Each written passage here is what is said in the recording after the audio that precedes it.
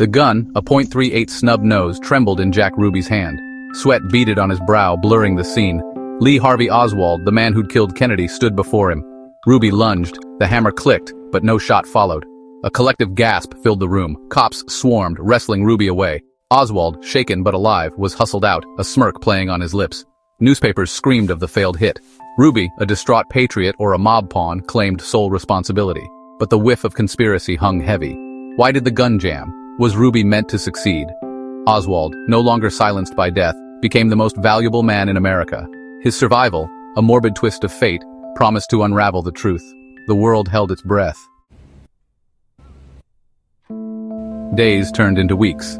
Oswald, held under tight security, began to talk.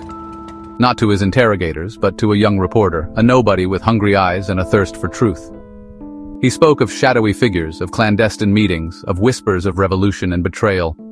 He claimed he was a pawn, a patsy, set up to take the fall for a conspiracy that reached the highest levels of power. He spoke of the Soviets, eager to strike a blow against their capitalist enemy. He spoke of Cuban revolutionaries, hungry for revenge after the Bay of Pigs. And he spoke of a shadowy cabal within the American government itself, men who saw Kennedy as a threat to their power and were willing to do anything to eliminate him. The reporter listened, his pen scribbling furiously, his mind reeling from the implications.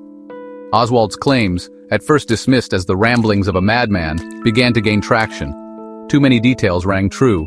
Too many connections seemed plausible. The reporter, his career on the line, published his story. The world erupted. Protests filled the streets, demanding answers, demanding justice. The government, caught in a lie of its own making, scrambled to regain control, but the damage was done. Then came the tapes. Recordings, smuggled out of a secure facility, purported to be Oswald's debriefings with his handlers. The voices were grainy, the accents thick, but the content was explosive. Names were named, dates were given, plans were revealed. The tapes corroborated Oswald's story in chilling detail. The Soviets, the Cubans, the rogue CIA faction, all were implicated.